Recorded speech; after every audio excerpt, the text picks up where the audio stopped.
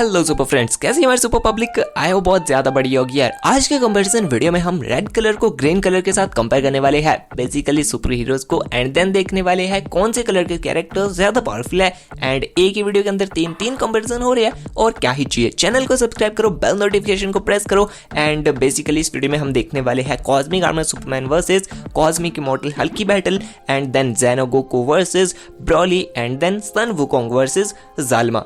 Overall video बहुत interesting होने वाली है। तो पावर एंड एबिलिटीज डिस्कस करेंगे एंड देन देखेंगे बैटल किस तरह की रहेगी, कौन जीतेगा कौन हारेगा। तो चलो वीडियो को स्टार्ट करते हैं। सबसे पहले बात करते हैं cosmic armour Superman versus cosmic immortal Hulk की बैटल की। तो यहाँ पे सबसे पहले बात करते हैं कॉस्मिक आर्मर सुपरमैन की पावर्स की, जिसको हम दी थॉट रोबोट के नाम से भी जानते हैं। एंड ये एक हायर डायमेंशनल मशीन है जिसको कि मॉनिटर्स ने डिजाइन करा था मैनड्रैग नाम के थ्रेड को खत्म करने के लिए। जिस बेवकूफ को लगता था कि वो पूरे मल्टीवर्स को ईट कर लेगा तो वो सबसे पावरफुल हो जाएगा, और उसको खत्म कर दिया कॉस्मिक आर्मर सुपरमैन ने।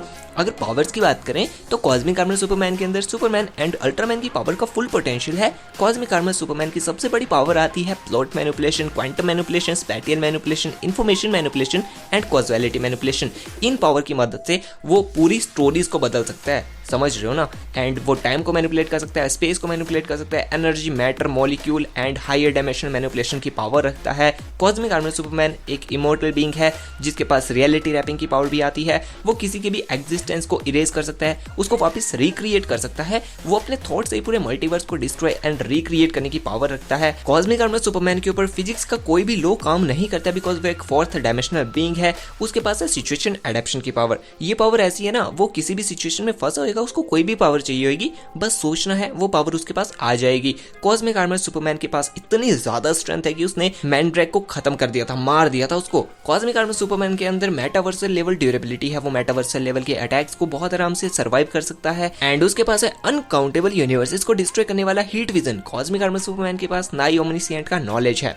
ओवरऑल कहूं तो कॉस्मिक आर्मर सुपरमैन काफी पावरफुल है, बट इसका ओपोनेंट है कॉस्मिक इमॉर्टल हल्क, जिसके पास है super human strength, durability, reflexes, agility, stamina, speed and वो काफी बड़े बड़े जंप ले सकता है। उसको वन बिलो ऑल ने पजेस किया है, जो कि काउंटर पार्ट है वन अबव ऑल का। बट अभी ऐसा मत समझना कि काउंटर पार्ट है तो भाई वन अबव ऑल जितना ही पावरफुल होगा, बिल्कुल भी नहीं। वन अबव ऑल चाहे तो उसको एक चुटकी में खत्म कर सकते हैं। वन बिलो ऑल काफी पावरफुल है वैसे, उसकी पावर की मदद से ही हल्क ने फ्रैंकल, रिचर्ड एंड गैलेक्टस जैसे पावरफुल बीइंग्स को मार दिया था। पॉसिबली यूनिवर्स के अंदर एग्जिस्ट करने वाली हर एक सेलेस्टियल बॉडी को, हर एक चीज को पूरी तरह डिस्ट्रॉय कर दिया था, चाहे प्लैनेट्स हो, मून हो, सन हो, हर चीज को। कॉस्मिक इमॉर्टल हल्क ने मिस्टर इमॉर्टल को मार दिया था, जिसको मारना नियरली इम्पॉसिबल था। कॉस्मिक इमॉर्टल हल्क अपने आप को अपनी 90% बॉडी डिस्ट्रॉय होने के बाद भी रीजनरेट कर सकता है, वो पूरी तरह इमॉर्टल है। कॉस्मिक इमॉर्टल हल्क को वन बिलो ऑल ने पोजेस किया ना, तो वन बिलो ऑल की पावर की मदद से वो मैटर को मैनिपुलेट कर सकता है, साउल को मैनिपुलेट कर सकता है, लाइफ एंड डेथ को मैनिपुलेट कर सकता है, एनर्जी को एंड टाइम को एंड स्पेस को एंड डायमेंशंस को पूरी तरह मैनिपुलेट कर सकता है।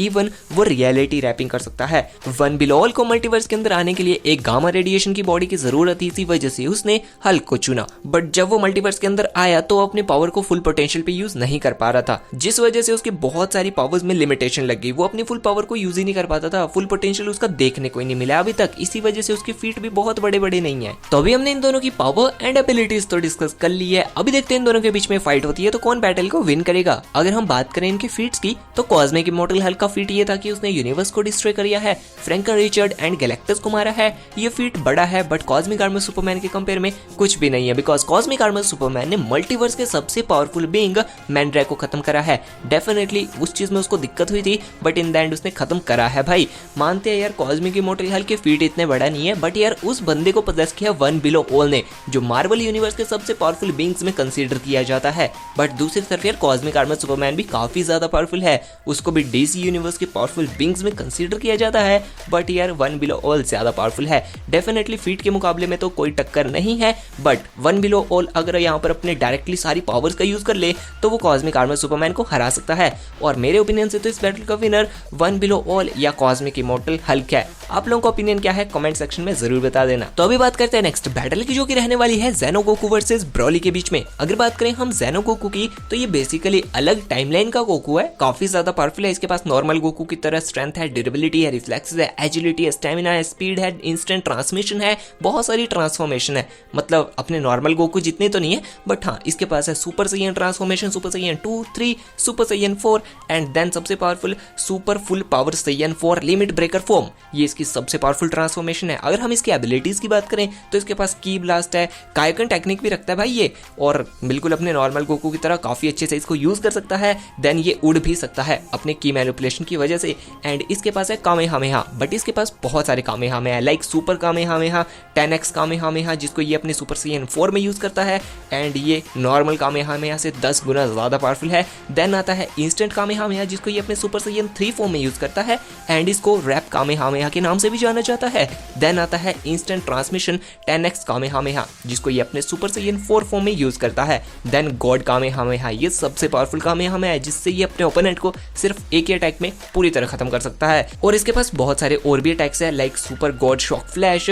एंड जब ज़ेनो गोकू अपने super full power Saiyan 4 limit breaker form में होता है ना, तब ये इतना पावरफुल होता है कि अपने ओपोनेंट को सिर्फ एक ही पंच में पूरी तरह डिस्ट्रॉय करने की पावर रखता है। और ना अगर तुम लोग ये जानना चाहते हो कि अपना ज़ेनो गोकू कितना पावरफुल है, तो जब ज़ेनो गोकू अपने सुपर सैयन 4 फॉर्म में होता है ना, तो आप ये समझ लो कि वो गोकू के ब्लू फॉर्म के जितना पावरफुल होता है। बिकॉज हमने देखा था इसने ब्लू फॉर्म को काफी इक्वल टक्कर दे दी थी, यानी उसी जितना पावरफुल है। और अगर बात करें हम इसके super full power Saiyan 4 limit breaker form की, तो आप समझ सकते हो जैसे वेजिटा का ब्लू एवोल्यूशन है ना, तो बिल्कुल वैसा ही है इसका ये 4 लिमिट ब्रेकर। मतलब इसमें वो अपनी पूरी लिमिट्स को ब्रेक कर देता है सुपर सैयन 4 फॉर्म की। तो अभी बात करते हैं इसके ओपोनेंट ब्रॉली की पावर्स की। ब्रॉली एक लेजेंडरी सैयन है जो लाखों में सिर्फ एक ही बार पैदा होता है। ब्रॉली के पास सुपर ह्यूमन स्ट्रेंथ है, ड्यूरेबिलिटी है, रिफ्लेक्सेस, एजिलिटी, स्टैमिना, स्पीड, की manipulation, breath attack, flight and shock wave generate कर सकता है। वो अपने पंचेस से ब्रॉली एनर्जी शील्ड बना सकता है, ग्रीन बीम को अपने मुंह से फायर कर सकता है, जिससे उसने वेजिटा को बहुत भारी डैमेज पहुंचा दिया था। ब्रॉली अपने मल्टी टारगेट्स को अपने ब्लास्टर मीटियोर अटैक से एक ही वक्त में बहुत भारी डैमेज पहुंचा सकता है। ब्रॉली एक लेजेंडरी सैयन है, जिस वजह से ये बहुत सारी स्पेशल एबिलिटीज रखता है। इसकी सबसे स्पेशल एबिलिटी तो ये आती है कि ब्रॉली एक क्विक लर्नर है। उसको बचपन से किसी ने भी ट्रेन नहीं किया था, बट जब वो गोकू और वेजिटा के सामने पहली बार आया था तो उनके साथ फाइट में पहले तो वो मार खा रहा था, बट जैसे जैसे वो फाइट में आगे बढ़ रहे थे, वेजिटा के एंड गोकू के अटैक्स को ब्रॉली फाइट के बीच में ही लर्न कर रहा था। वो किस तरह से लड़ रहे हैं, उनके फाइटिंग स्टाइल को लर्न कर रहा था, एंड इन द एंड उन्हीं के ऊपर उन्हीं के स्टाइल को यूज करके वो उनको हरा पा रहा था। इवन गोकू और वेजिटा अपने ब्लू फॉर्म में जा चुके थे, फिर भी ब्रॉली उनको आराम से संभाल पा रहा था। ब्रॉली के पास है उसका लेजेंडरी फॉर्म, जिसमें जाने के बाद वो अपने अंदर की सारी गुस्से को बाहर निकालता है, यूज करता है। एंड उसमें जाने के बाद लिटरली उसने गोजितामा को इतना मजबूर कर दिया था कि गोजितामा अपने ब्लू फॉर्म में जा चुका था, यानी कि गोकू और वेजिटा का फ्यूजन, एंड वो जा चुके थे अपने ब्लू फॉर्म में। गोजितामा अपने ब्लू फॉर्म में ही ब्रॉली को हरा पाया, अदरवाइज उसको हराना इम्पॉसिबल था। इवन गोकू ने तो एंड में ये तक कह दिया था कि ब्रॉली की पावर उसको बीरस यानी कि गॉड ऑफ डिस्ट्रक्शन के लेवल की लग रही थी। सो अभी पावर एंड एबिलिटीज तो हो गई, अभी बारी आती है रिजल्ट की। ज़ेनो गोकू एंड ब्रॉली आपस में लड़ेंगे तो बैटल बहुत खतरनाक चलेगी, और एक बार पहले भी लड़ चुके थे बट उस टाइम रिजल्ट नहीं निकला था। आज रिजल्ट निकलेगा। ब्रॉली एक लेजेंडरी सैयन है, वो ज़ेनो गोकू के साथ लड़ाई करते वक्त ही ज़ेनो गोकू के फाइटिंग स्टाइल को कॉपी करके ज़ेनो गोकू के ऊपर ही भारी पड़ना स्टार्ट कर जाएगा। बट ज़ेनो गोकू अपने सुपर सैयन 4 फॉर्म में जाएगा या फिर अपने super full power Saiyan 4 limit breaker form में जाएगा, तो दूसरी तरफ ब्रॉली अपने लेजेंडरी फॉर्म में चले जाएगा, और उसके बाद तो उसको हराना लगभग इम्पॉसिबल हो जाएगा। बिकॉज आप एक चीज खुद बताओ भाई, ब्रॉली जिसने गोकू और वेजिटा के ब्लू फॉर्म को, इवन उनके फ्यूजन गोजितामा को इतना मजबूर कर दिया कि वो अपने ब्लू फॉर्म का यूज कर ही ले, वो बंदे को ज़ेनो गोकू अपने कायकन टेक्निक या फिर super full power Saiyan 4 limit breaker form से टक्कर दे पाएगा? मुझे तो नहीं लगता है यार। जब ब्रॉली एंड ज़ेनो एकदम अपने फुल पोटेंशियल पे एक दूसरे के साथ लड़ रहे होंगे ना, तो आसपास बहुत ज्यादा डिस्ट्रक्शन होगी। बिल्कुल वैसे ही जब गोकू एंड वेजिटा ब्रॉली के साथ लड़ रहे थे, वैसे माउंटेन्स वगैरह डिस्ट्रॉय होंगे, और कभी ब्रॉली अपने की ब्लास्ट मारेगा, या फिर कभी ब्रेथ अटैक मारेगा, या फिर कभी ग्रीन बीम फायर करेगा, तो दूसरी तरफ ज़ेनो गोकू कामेहामेहा की ब्लास्ट मारेगा, या फिर वो गॉड कामेहामेहा मारेगा। ओवरऑल बहुत ज्यादा डिस्ट्रक्शन होगी, और मेरे ओपिनियन से तो डेफिनेटली बैटल का विनर ब्रॉली है। और आप लोगों का ओपिनियन क्या है मुझे कमेंट सेक्शन में जरूर बता देना। तो अभी बात करते हैं नेक्स्ट बैटल की, जो कि रहने वाली है सन वुकोंग वर्सेस जालमा के बीच में। अगर बात करें हम सन वुकोंग की पावर्स की, तो उसके पास है god like physiology, life and death manipulation, darkness manipulation, plot manipulation, quantum manipulation. अपने बहुत सारे वो क्लोन्स बना सकता है जो उसी जितने जितने पावरफुल होते हैं वो अपने साइज को मैनिपुलेट कर सकता है, माइंड कंट्रोल पावर्स रखता है, लाइफ क्रिएट कर सकता है, रियलिटी रैपिंग की पावर रखता है, इमोर्टल बीइंग है पूरी तरह से। सन वुकोंग फ्यूचर देख चुका है, फ्यूचर चेंज कर सकता है। वो इतना ज्यादा पावरफुल है कि सन वुकोंग क्रिएशन के एंड टाइम तक जा चुका है, उसने सब कुछ देख लिया है। सन वुकोंग पूरी तरह से टाइम को चेंज कर सकता है। सन वुकोंग 5 एलिमेंट्स को कंट्रोल कर सकता है। एक बार उसने पूरे मल्टीवर्स को अपने पूरे हाथ में उठा लिया था। एंड इतना ही नहीं, सन वुकोंग की जो ड्यूरेबिलिटी है वो मेटावर्सल लेवल की है। वो किसी भी चीज को अपने सिर्फ थॉट से ही क्रिएट एंड डिस्ट्रॉय कर सकता है। उसके पास ओमनिसिएंट वाला नॉलेज है, ओमनीप्रेजेंट वाली स्पीड है। सन वुकोंग के पास एक बहुत ही ज्यादा पावरफुल फॉर्म है जो है उसकी बुद्धाहुड फॉर्म। इसमें जाने के बाद वो एक सुप्रीम बीइंग बन जाता है। फिर उसको हराना इम्पॉसिबल है। उसको सिर्फ बुद्धा ही रोक सकते हैं, वो भी हरा नहीं सकते, सिर्फ रोक सकते हैं। उसके अलावा उनको कोई भी नहीं रोक सकता है। तो अभी बात करते हैं इसके ओपोनेंट जालमा की पावर्स की। जालमा के बारे में अभी तक ज्यादा कुछ भी नहीं पता है, बिकॉज उस बंदे को ज्यादा अपेयर ही नहीं किया गया है। बट फिर भी मेरे पास कुछ ऐसे पॉइंट है जिनसे आपको अंदाजा लग ही जाएगा कि जालमा एक्चुअली में कितना पावरफुल है। जालमा ने सभी ड्रैगन्स को क्रिएट करा है, ड्रैगन बॉल्स को क्रिएट करा है। उस बंदे ने सुपर शनरन जैसे पावरफुल ड्रैगन को क्रिएट कर दिया है जो किसी की भी विश को पूरी करने की पावर रखता है। विश की कोई भी लिमिट नहीं है भाई, तुम कुछ भी मांग सकते हो सुपर शनरन से। तो आप खुद समझो भाई, उसने सुपर शनरन को ऐसी पावर दी है जिससे वो किसी की भी विशेष को पूरी कर सकता है। तो खुद जालमा कितना पावरफुल होएगा। जालमा टोरीबॉट के बाद सबसे पावरफुल दूसरा ड्रैगन बॉल का पावरफुल बीइंग आता है। उस बंदे के पास क्रिएशन की पावर है, वो लाइफ को क्रिएट कर सकता है। उसके पास रियलिटी रैपिंग की तो डेफिनेटली पावर होगी। वो बंदा इतना पावरफुल है कि वो ग्रैंड प्रिस्ट को मार सकता है। इवन ग्रैंड प्रिस्ट ही नहीं, वो ओमनी किंग को उसकी पोजीशन से हटा सकता है, ओमनी किंग को मार सकता है और किसी दूसरे बीइंग को ओमनी किंग की पोजीशन में रख सकता है।